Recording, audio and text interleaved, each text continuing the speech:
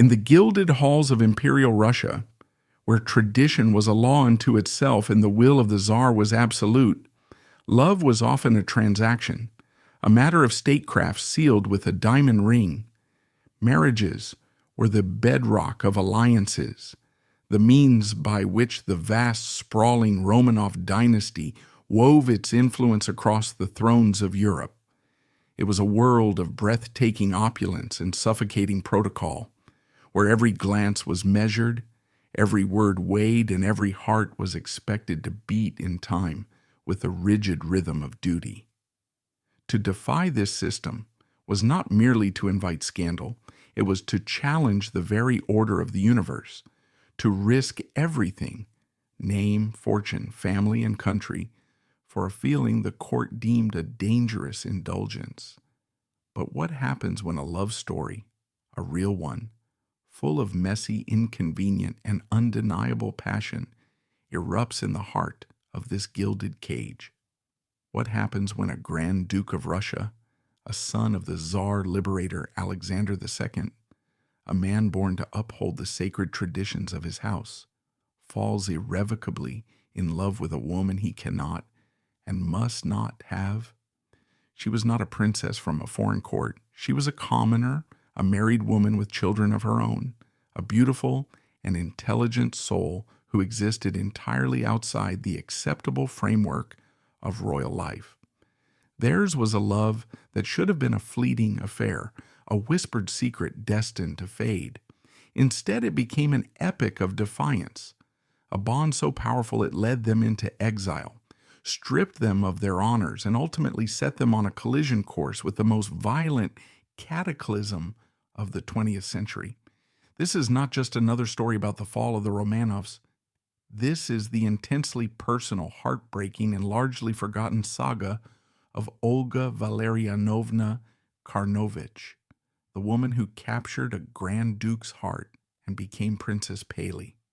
Her journey will take us from the glittering ballrooms of St. Petersburg to the sun-drenched shores of Italy, from a glamorous exile in Paris back to a homeland on the brink of apocalypse.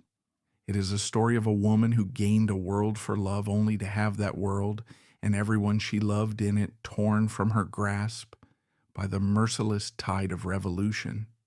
It is a testament to the fact that, while history remembers the fall of empires, the deepest tragedies are always measured in the currency of a single human heart, an empire of contradiction. The world of the last czars. To understand the magnitude of Olga's story, we must first immerse ourselves in the world that both created and condemned her. This was the Russia of the late 19th century, an empire of staggering contradictions. On the surface, under the iron-fisted rule of Tsar Alexander III, it was a monolith of autocratic power and orthodox piety. The Romanov court was the most lavish in Europe, a spectacle of Fabergé eggs, magnificent balls where grand duchesses glittered with more diamonds than queens, and military parades that showcased the seemingly infinite might of the Tsar. St. Petersburg was a city of majestic palaces and soaring cathedrals, its grandeur designed to project an image of unshakable stability. But beneath this dazzling veneer, Russia was a society in deep turmoil. The vast majority of its population consisted of peasants, only recently freed from serfdom, living in poverty that was almost medieval. In the cities, a new industrial working class was growing, crowded into squalid slums and becoming fertile ground for the radical ideas of Marx and Lenin. A restless intellectual class debated the future of the nation, while anarchist bombs and revolutionary pamphlets served as a constant, simmering reminder that the autocracy was not as secure as it appeared. At the very center of this world was the imperial family, a clan governed by impenetrable rules. And the man Olga would come to love, Grand Duke Pavel Alexandrovich, was a product of its highest echelon, a prince of sorrow, the early life of Grand Duke Pavel born. In 1860, Grand Duke Pavel Alexandrovich was the youngest of Tsar Alexander II's 8 children. His childhood was marked by the unique blend of privilege and tragedy that defined the Romanovs. He was adored by his parents, the progressive Tsar, and the gentle, consumptive Empress Maria Alexandrovna. He grew up in the sprawling palaces of Tsarskoye Selo and the Winter Palace, a world of nannies, tutors, and endless corridors. Pavel was known for his gentle nature, his kindness, and his striking good looks. He was tall, elegant, and possessed a quiet charm that set him apart from his more boisterous brothers. He was destined for a distinguished military career, as all male Romanovs were, but his soul was that of a romantic. His world was first shattered in 1880 when his mother, the Empress, died after a long illness. The very next year, a far more violent tragedy struck. His father, Tsar Alexander II, the great reformer who had freed the serfs, was assassinated by a revolutionary's bomb in the streets of St. Petersburg. Pavel, then just 20 years old, was present in the Winter Palace when his father's mangled body was brought home to die. The trauma of that day, the sudden, brutal violence and the loss of the father he idolized, would haunt him for the rest of his life. Under the new reign of his brother, Alexander III, the atmosphere in Russia changed dramatically. The new Tsar blamed his father's liberal reforms for his death and clamped down with repressive policies, determined to crush any hint of dissent. The court became more rigid, more nationalistic, and more insular. It was in this environment that a marriage was arranged for Pavel. In 1889, he wed the beautiful Princess Alexandra of Greece and Denmark, known in the family as Aline. She was a ray of sunshine, a vivacious and joyful young woman who brought a brief period of happiness to Pavel's life. They had 2 children, a daughter, Maria, and a son, Dmitri. Pavel adored his wife and young family, but tragedy, the constant companion of the Romanovs, was never far away. In the summer of 1891, while the family was staying at their estate, Ilinsko, near Moscow, a terrible accident occurred. Alexandra, then 7 months pregnant with their second child, was enjoying a day with friends by the river. Laughing with her companions, she made a playful leap from the riverbank into a waiting boat. The simple movement had catastrophic consequences. She collapsed in agony. The fall induced premature labor, and she fell into a coma. For 6 agonizing days, Pavel kept a desperate vigil at her bedside as she gave birth to their son Dmitri. But Alexandra never regained consciousness. She died at the age of just 21. Pavel was utterly devastated. At 31, he was a widower with 2 infant children, one of whom, Dmitri, was so frail at birth he was not expected to live. The light had gone out of his world. He was a man drowning in grief, left to navigate the rigid court as a lonely, tragic figure. He threw himself into his military duties, a model of stoicism and decorum. But beneath the surface, his heart was broken.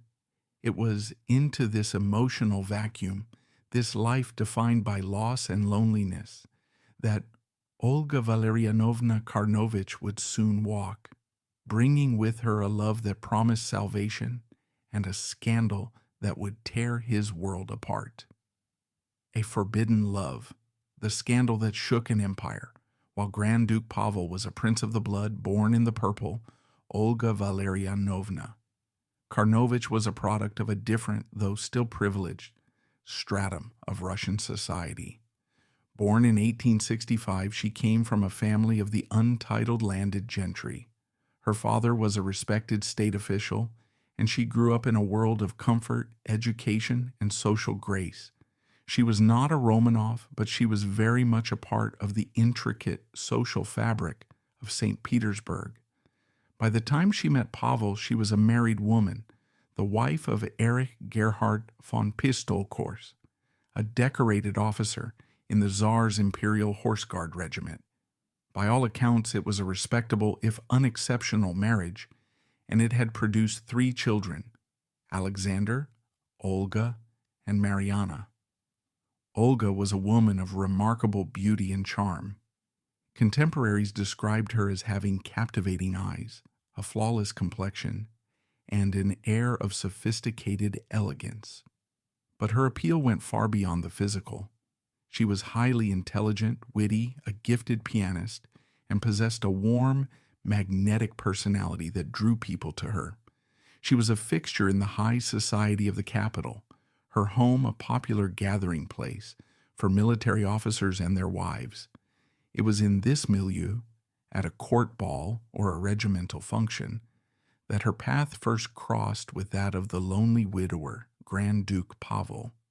The exact moment their connection sparked is lost to history, but the result was undeniable.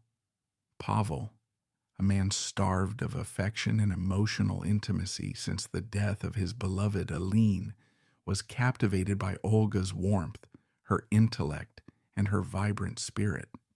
She was not a timid girl, awed by his imperial status. She was a mature, self-possessed woman who saw the man behind the grand ducal title, a man still grieving, still lonely. In him, she saw a sensitive, kind, and deeply romantic soul trapped by the gilded bars of his position. What began as a friendship, a meeting of minds, soon deepened into something far more powerful. They fell profoundly, desperately in love. Their affair was an open secret in St. Petersburg society. It was the kind of transgression that the court might have tolerated had it remained discreet. But Pavel and Olga's connection was too genuine, too all-consuming to be hidden in the shadows. Pavel was not interested in a clandestine liaison. He wanted to build a life with Olga. This was the ultimate taboo. For a Grand Duke to consider marrying a divorced commoner was not just scandalous, it was unthinkable. It was a direct affront to the dignity of the imperial house and a betrayal of the memory of his first wife, a princess of royal blood. The opposition was led by the most powerful figures in the family. The Dowager Empress Maria Feodorovna, widow of Alexander III and the formidable matriarch of the dynasty, was horrified. She saw Olga as a scheming, immoral adventuress who was preying on her grieving brother-in-law. Even more vehement was Pavel's older brother, the austere and deeply religious Grand Duke Sergei Alexandrovich, then Governor-General of Moscow. Sergei and his wife, Grand Duchess Elizabeth Feodorovna, a sister of the Tsarina Alexandra, had taken Pavel's 2 orphan children, Maria and Dmitri, under their wing after Aline's death. They saw Pavel's infatuation with a married woman as a grave moral failing and a deep insult to his children's mother. They pressured him relentlessly to end the affair, to remember his duty, to think of his position and his children. But Pavel would not be dissuaded. He was utterly devoted to Olga. He helped her secure a divorce from her husband in 1902, a complicated and socially ruinous process. Now she was free, but in the eyes of the court and the law, she was still impossibly far from his reach. The fundamental laws of the Russian Empire expressly forbade members of the imperial family from marrying persons of unequal rank without the Tsar's explicit permission. Pavel knew his nephew, the reigning Tsar Nicholas II, would never grant it. Nicholas, a man devoted to his own family but deeply conservative and easily swayed by his mother and uncles, saw Pavel's intentions as a stain on the family's honor. Faced with an unbreakable wall of opposition, Pavel made a decision that would change the course of his life forever. He chose love over duty. He chose Olga over the Romanovs. In October 1902, while abroad, the couple traveled to a Russian Orthodox church in Livorno, Italy, and were secretly married. It was a morganatic marriage, a union between people of unequal rank, which meant that Olga and any children they might have would have no right to Pavel's titles, status, or any claim to the throne. Pavel knew the consequences would be severe, but he underestimated the fury of the Tsar. When news of the marriage reached St. Petersburg, the reaction was swift and brutal. Nicholas II was enraged by his uncle's blatant defiance. This was not just a personal matter, it was an act of insubordination. An imperial manifesto was issued. Grand Duke Pavel Alexandrovich was stripped of all his military commands and titles. He was summarily banished from Russia, forbidden to return to his homeland. His vast properties and fortune were placed under a state of trusteeship, effectively cutting him off from his wealth. And in the cruelest blow of all, his 2 children from his first marriage, Maria and Dmitri, were made wards of his brother, Sergei. He was now an exile, a pariah, a man who had given up his country, his career, his fortune, and even his children, for the woman he loved. The door to Russia had been slammed shut, and the price of his happiness seemed to be the loss of everything he had ever known. For Pavel and Olga, exile was not an end, but a beginning. They settled in a fashionable suburb of Paris, Boulogne-sur-Seine, creating a home that was everything the stuffy Russian court was not. It was a haven of art, music, and laughter, filled with the warmth that had first drawn them together. Far from the judgment of the Romanovs, their love flourished. Olga, who already had 1 son by Pavel, the talented and poetic Vladimir, born during their affair in 1897, gave birth to 2 daughters, Irina in 1903 and Natalia in 1905. Here was the family Pavel had yearned for, built not on dynastic duty but on genuine affection. He doted on Olga and their children, finding a private happiness that far outweighed the public titles and privileges he had lost. In 1904, a small measure of public validation came when the Prince Regent of Bavaria granted Olga the title Countess of Hohenfelsen. She now had a rank, albeit a foreign one, and their little family had a name. They were the Hohenfelsens, a small self-contained dynasty of love, living a life of idyllic freedom. Back in Russia, the years were slowly eroding the imperial family's rigid stance. The most vocal of their opponents, Grand Duke Sergei, was assassinated by a revolutionary's bomb in 1905, removing a powerful voice of condemnation. As a decade passed, the memory of the scandal began to fade, replaced by a more pressing concern, the looming shadow of war. With the outbreak of the First World War in 1914, Pavel, a soldier to his core, felt the patriotic pull of his homeland. He petitioned his nephew, the Tsar, pleading to be allowed to return and serve Russia in its hour of need. He wasn't asking for a full restoration of his former glory, only for the right to fight and, if necessary, die for the country that had disowned him. The appeal of a prodigal son, combined with the desperate need for experienced commanders, began to soften the Tsar's heart. The reconciliation, when it came, was gradual but profound. Nicholas II, seeing his uncle's sincere patriotism, finally relented.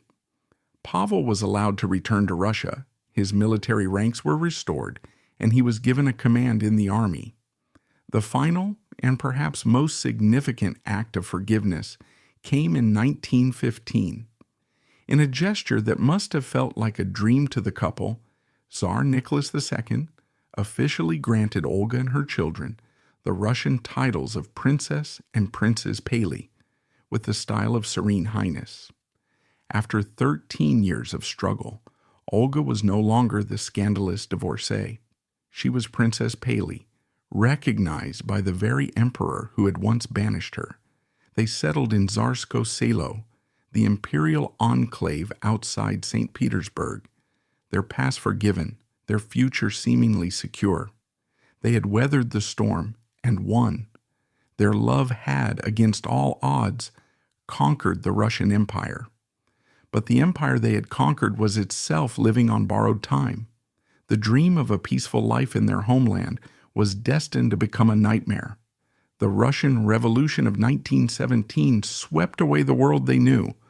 For Pavel and his family, the fall of the Tsar was not a liberation, but the beginning of a terrifying ordeal. As the Bolsheviks seized power, their aristocratic blood marked them for destruction. The family was placed under house arrest. Their poetic son Vladimir, now a young soldier, was arrested and brutally murdered along with other Romanov relatives in July 1918. The ultimate tragedy struck a few months later. In January 1919, Grand Duke Pavel, the gentle romantic who had sacrificed everything for love, was taken from his cell in the dead of night and executed by a firing squad. He was buried in a nameless mass grave. Princess Paley, a widow twice over, was left with nothing but the ghosts of her great love and her murdered son. With her 2 daughters, she managed a harrowing escape across the frozen Gulf of Finland, carrying only the memories of a forbidden love that had cost them everything, a golden exile life in Paris, while their banishment was a punishment. For Pavel and Olga, exile in Paris became a golden age. Instead, for Pavel and Olga, it became a golden age.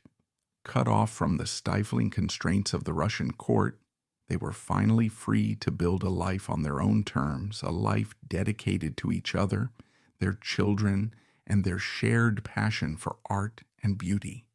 They settled in France, the favored destination of wealthy Russians, and purchased a magnificent townhouse at 2 Avenue Victor Hugo, in the fashionable Parisian suburb of Boulogne-sur-Seine.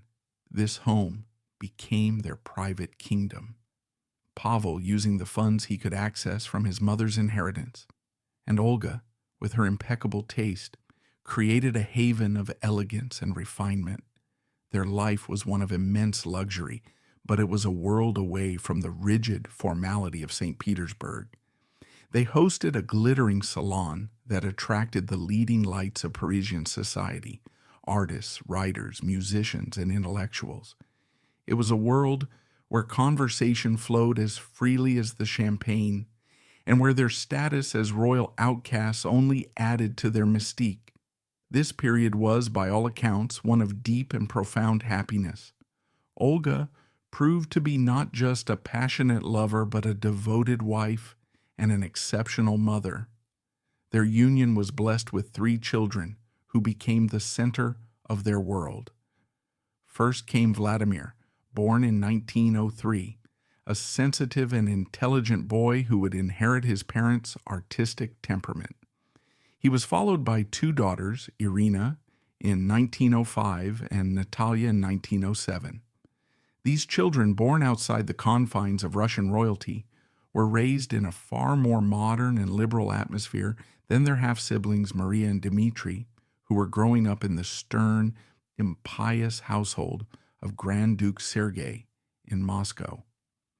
Pavel was a doting father, determined to give these children the attention and affection he had been forced to withhold from his first 2.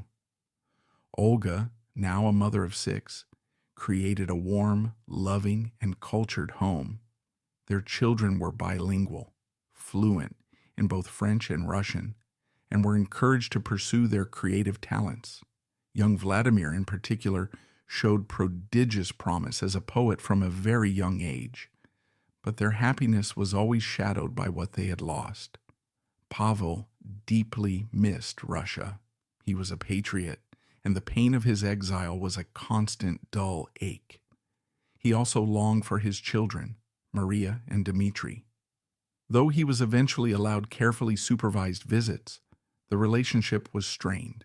Maria and Dmitri had been raised to see their father's second marriage as a betrayal of their mother's memory. They viewed Olga with a mixture of resentment and suspicion, a sentiment encouraged by their strict guardians, Sergei and Elizabeth. A new tragedy soon rocked the family back in Russia. In 1905, Grand Duke Sergei Alexandrovich, the man who had been Pavel's staunchest opponent, was assassinated in Moscow by a revolutionary's bomb, an eerie echo of their own father's death. The brutal murder left Pavel's children, Maria and Dmitri, orphaned for a second time.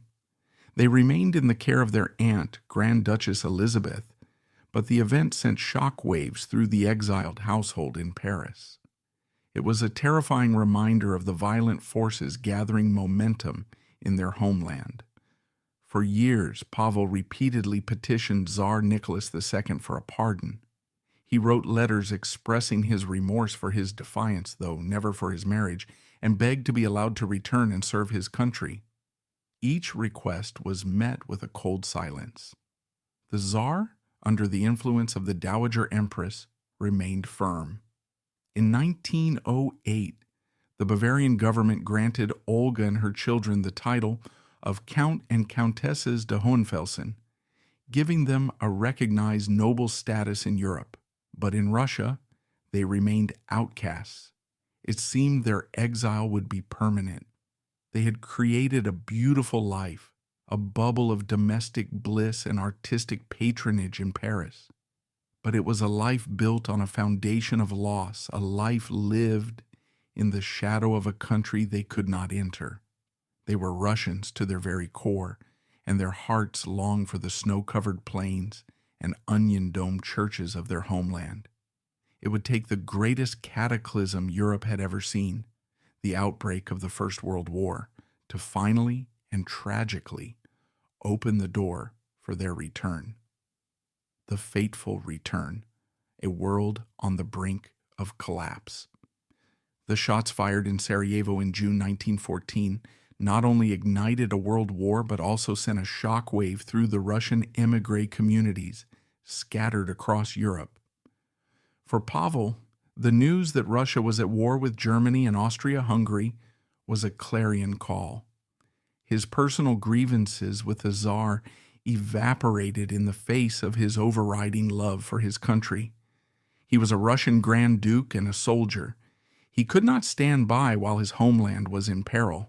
He immediately wrote to Tsar Nicholas II, not as a defiant exile, but as a patriot, pleading for permission to return and rejoin the army, to fight, and if necessary, die for Russia. This time, in the crucible of war, the Tsar's heart softened. The immense national crisis overshadowed the family scandal. Nicholas, perhaps recognizing the sincerity of his uncle's patriotism, granted his request. The ban was lifted. After more than a decade in exile, Grand Duke Pavel, Olga, and their 3 children were finally allowed to go home. In 1915, in a gesture of ultimate reconciliation, the Tsar went a step further. He officially recognized Olga's marriage and, in a special decree, created for her and her children a Russian title.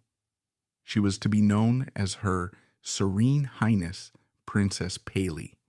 Her son Vladimir became Prince Paley, and her daughters Irina and Natalia became Princesses Paley. Their return to Russia was a moment of profound bittersweet triumph. They settled in a magnificent palace at Tsarskoye Selo, the imperial enclave just outside St. Petersburg, now renamed Petrograd to sound less German. They were finally back at the center of Russian life, their family honor restored. Pavel was given a command in the army and devoted himself to the war effort. Olga, now Princess Paley, threw herself into charity work, organizing hospital trains and working for the Red Cross, just as the Tsarina and other high-ranking women were doing. Their son Vladimir, a brilliant and sensitive young man of 18, enlisted in the elite emperor's hussars and went to the front, burning with a poet's patriotic fervor. For a brief, flickering moment, it seemed that their story had found its happy ending. They had weathered the scandal, endured the exile, and were now a respected and integrated part of the imperial family, united in a common cause. Olga's salon in Tsarskoye Selo became a gathering place for a Petrograd society, but her observations of the court filled her with a growing sense of dread. In her memoirs, written years later, she recorded her impressions with chilling clarity. She saw an empire rotting from within. She described a court detached from reality, led by a well-meaning but weak czar, heavily influenced by his deeply unpopular German-born wife, Tsarina Alexandra. The Tsarina, in turn, was in the thrall of the mystic Grigory Rasputin, whose influence over state affairs, wielded through his supposed ability to heal the hemophiliac heir, Alexei, was poisoning the monarchy's reputation. Olga watched with alarm as competent ministers were dismissed and replaced by Rasputin's cronies. She saw the growing discontent among the people, the endless casualty lists from the front, the food shortages in the cities, and the whispers of revolution that were now becoming open shouts. Pavel's own son from his first marriage, Grand Duke Dmitry Pavlovich, became a central figure in the drama. In December 1916, Dmitry, along with Prince Felix Yusupov, participated in the assassination of Rasputin, a desperate act they believed would save the monarchy from itself. While much of society hailed them as heroes, the Tsar and Tsarina were furious. Dmitry was exiled to the Persian front, a punishment that, ironically, would save his life by keeping him away from the revolutionary storm about to break. The Paley family was caught in the eye of the hurricane. They had fought so hard to return to a Russia that was now, before their very eyes, beginning to disintegrate. The world they had sacrificed everything to re-enter was crumbling around them. The winter of 1916 to 1917 was brutally cold, and the mood in Petrograd was colder still. Food riots broke out. Soldiers, weary of a disastrous war, began to mutiny. In February 1917, the storm finally broke. The February Revolution erupted, and the centuries-old Romanov dynasty was swept away in a matter of days. Tsar Nicholas II was forced to abdicate. A provisional government was formed, and the imperial family, including Pavel, Olga, and their children, were placed under house arrest in their palace at Tsarskoye Selo. The dream of their return had become a waking nightmare, the Red Terror, a mother's ultimate grief. The months following the Tsar's abdication were a period of deceptive calm and creeping terror. For Princess Paley and her family, house arrest in their magnificent palace was a surreal experience. They were prisoners in their own home, guarded by revolutionary soldiers, but still surrounded by the familiar trappings of their former life. They could walk in their gardens, but they could not leave the grounds. Their correspondence was read, their visitors monitored. Olga later wrote of the strange sensation of watching their world shrink, day by day, until it was confined to the walls of their estate. Pavel, whose health had been fragile for years, bore the strain with quiet dignity. He accepted the new reality, hoping that a constitutional monarchy might emerge from the chaos. He tried to maintain a routine to provide a sense of normalcy for his family, but the ground was constantly shifting beneath their feet. The provisional government was weak and unstable, struggling to control the rising tide of radicalism. The real power in the streets belonged to the Petrograd Soviet, dominated by the Bolsheviks, who called for an end to the war and a true socialist revolution.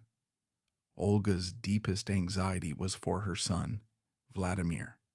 The young prince poet, who had served bravely at the front, was now back with his family. He spent his days writing, filling notebooks with poetry that captured the beauty and the sorrow of their collapsing world. His verses were filled with a deep love for Russia, a nostalgia for the past, and a growing fatalistic premonition of the tragedy to come. One can only imagine Olga's anguish as she read his words, seeing the soul of her sensitive, gifted son reflected in lines that seemed to foreshadow his own doom. In October 1917, the final blow came. The Bolsheviks, led by Lenin, staged a coup, overthrowing the provisional government and seizing power. The world changed overnight. The red flag now flew over the Winter Palace. For the aristocracy, and especially for anyone with the name Romanov, it was the beginning of the end. The Bolsheviks initiated the Red Terror, a campaign of mass arrests, expropriations, and executions aimed at eliminating all class enemies. The Paley's palace was ransacked repeatedly. Soldiers would storm in, looting art, jewelry, and personal belongings under the guise of requisitioning for the proletariat. Olga described these violations with a mixture of fear and contempt, noting the senseless destruction of beautiful objects and the loss of irreplaceable mementos. But this was only the beginning. In March 1918, a decree was issued ordering the registration of all male members of the Romanov family. Pavel, weak and ill, complied. A few weeks later, the dreaded summons arrived. Prince Vladimir Paley was to be exiled to the Ural Mountains. The farewell was heart-wrenching. Olga knew with a mother's intuition that she would never see her beloved Vova again. She watched as her brilliant 21-year-old son, a poet, not a politician, was taken away by armed guards. He was sent first to Vyatka, then to Ekaterinburg, and finally to the small mining town of Alapayevsk.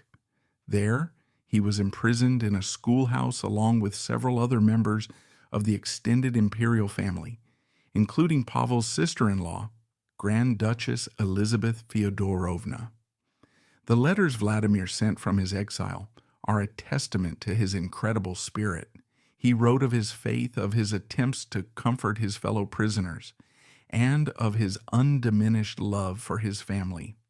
He continued to write poetry, his final works imbued with a profound spiritual acceptance.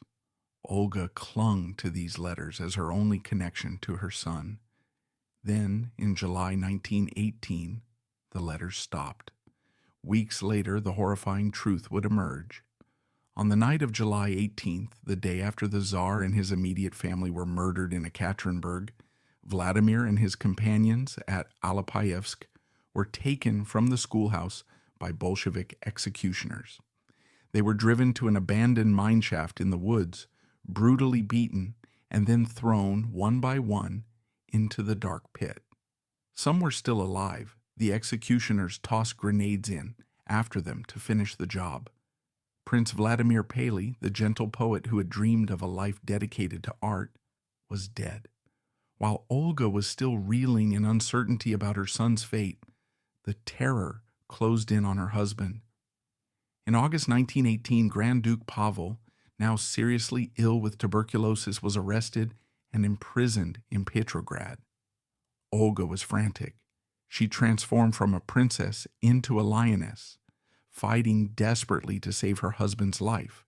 She knew that Pavel, a man who had never held any real political power and was visibly ailing, posed no threat to the new regime. She believed his life could be spared if she could only appeal to someone with a conscience. She managed to secure an audience with Moisey Uritsky, the dreaded head of the Petrograd Cheka, the Bolshevik secret police. She pleaded for her husband's life, highlighting his poor health. Uritsky listened coldly and refused. Undeterred, Olga turned to the famous writer Maxim Gorky, who was known to have some influence with Lenin. Gorky, who respected Pavel's liberal reputation, was sympathetic. He agreed to petition Lenin directly, arguing that to execute a sick and cultured man like the Grand Duke would be a senseless act of barbarism that would tarnish the revolution. For a few weeks, a fragile hope flickered. Gorky secured a promise from Lenin that Pavel would be released. Overjoyed, Olga rushed to tell her husband the news, but it was a false dawn. In the chaotic and paranoid atmosphere of the Red Terror, promises meant nothing. Local authorities acted on their own initiative, driven by bloodlust and class hatred. In late January 1919, a decree was issued. As a reprisal for the murders of Karl Liebknecht and Rosa Luxemburg, two communists in Germany, a group of Grand Dukes held in the Peter and Paul fortress, were to be executed. Pavel was on the list. In the dead of night on January 29, 1919, Pavel, so weak he had to be carried on a stretcher, was taken from his cell along with 3 of his cousins. They were led out into the frozen courtyard of the fortress. There, by the light of truck headlamps, they were summarily shot by a firing squad. Their bodies were thrown into an unmarked mass grave within the fortress walls. Olga only learned of her husband's murder weeks later from a newspaper report. The double blow of losing her son and her husband in such a brutal fashion within the space of 6 months was an agony beyond comprehension. She had lost the love of her life, the man for whom she had sacrificed everything, and she had lost her brilliant firstborn. Her world had not just collapsed, it had been systematically, savagely annihilated. Now, with her 2 young daughters, she was alone, a marked woman in a city that had become a slaughterhouse. Survival was her only remaining duty, escape and exile, the life of a refugee. The woman who had once been Olga von Pistolkors, who had become Princess Paley, was now simply a grieving widow and a terrified mother in a world that wanted her dead. After the murders of her husband and son, she knew that remaining in Petrograd was a death sentence. The Red Terror was intensifying, and as the widow of a Grand Duke, she and her daughters, Irina and Natalia, were prime targets.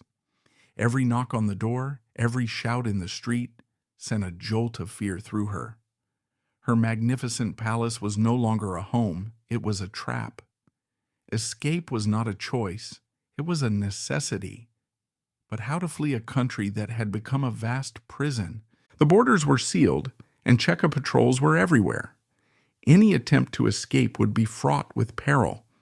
It was here that the bonds of friendship forged in her previous life became her only lifeline. With the help of loyal friends and a network of contacts, a daring plan was hatched. Olga and her daughters would have to make their way north to the Finnish border and cross on foot. In the dead of winter 1920, they began their clandestine journey. Disguised as common travelers, carrying only what they could fit into small bundles, they left their palace behind forever. They traveled by whatever means they could, constantly looking over their shoulders, trusting strangers whose allegiances were uncertain. The final leg of the journey was the most grueling. For several days they walked through the deep snow and biting winds of the frozen Finnish wilderness. Olga, now in her mid-50s and physically and emotionally shattered, had to summon a final reserve of strength for her daughter's sake.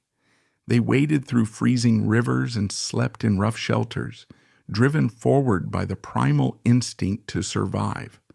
Finally, exhausted and half-frozen, they crossed the border and stumbled into the safety of Finland. They were free. From Finland they made their way to Paris, the city that had once been the scene of their joyful exile. But the Paris they returned to was a different world. They arrived with nothing.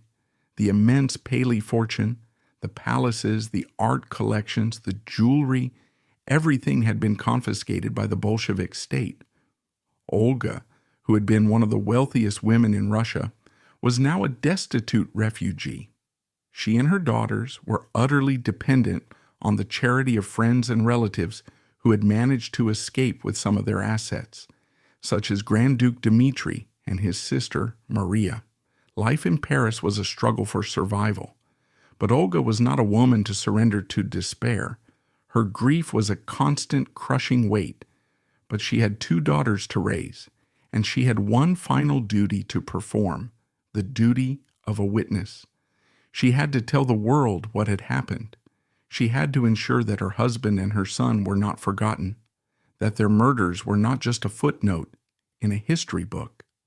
To support her family and to give voice to her sorrow, she began to write her memoir, Memories of Russia, 1916 to 1919, is one of the most powerful and poignant eyewitness accounts of the Russian Revolution. It is not a political treatise, it is a deeply personal story of love and loss, written with a raw, unflinching honesty. She describes the final decadent days of the empire, the foolishness of the court, the horror of the revolution, and the unbearable pain of her personal tragedies. Reading her words, one can feel the terror of the midnight searches, a mother's anguish in saying goodbye to her son, and a wife's desperate, futile struggle to save her husband. The book was her final act of love for them, a memorial built of words. She lived out the remainder of her days in Paris, a regal and tragic figure presiding over a small, melancholy court of fellow exiles. She watched her daughters grow up and navigate this new world. Irina married a Russian prince in exile, her cousin Prince Fyodor Alexandrovich. The younger daughter, Natalia, possessed a striking, haunting beauty and a fragile, artistic soul, much like her murdered brother, Vladimir. She became a celebrated fashion model for designers like Coco Chanel and a film actress, her tragic past lending her an aura of captivating mystique.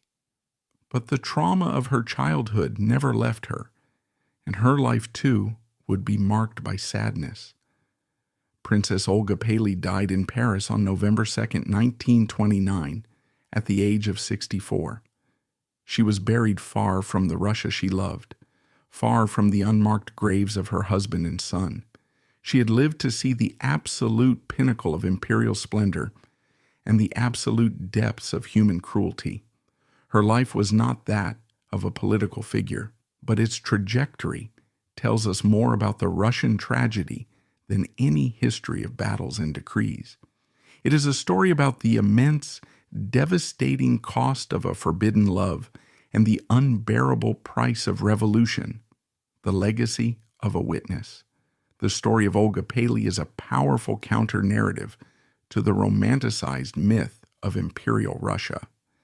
It reminds us that behind the facade of palaces and court balls was a society so rigid, so bound by tradition, that it could cast out one of its own sons for the simple act of marrying for love.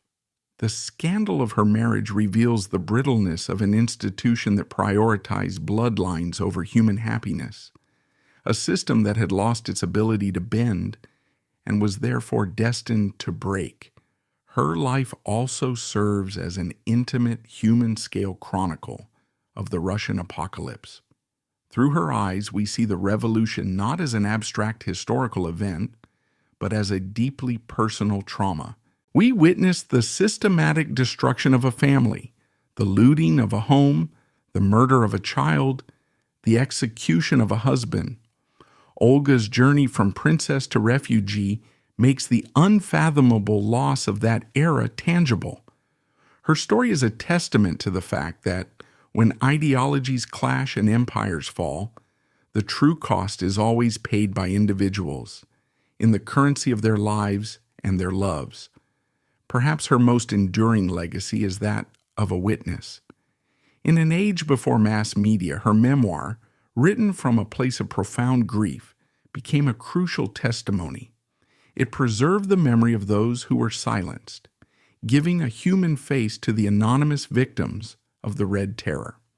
She ensured that her son, the poet Prince Vladimir, would be remembered not just as a statistic of a political purge, but as a sensitive soul and a gifted artist whose voice was extinguished too soon. She ensured that her husband, Grand Duke Pavel, would be remembered not for the scandal of his marriage, but for the love that defined his life and the quiet dignity with which he faced his death. In the end, Olga's story is one of heartbreaking contradiction. She defied an empire for love, only to see that love destroyed by the forces of history. She found her happy ending, only to have it brutally torn away.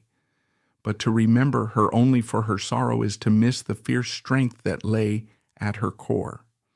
She was a woman who refused to be defined by the rules of others, who fought for her own happiness, and who, when she lost everything, found the courage to bear witness.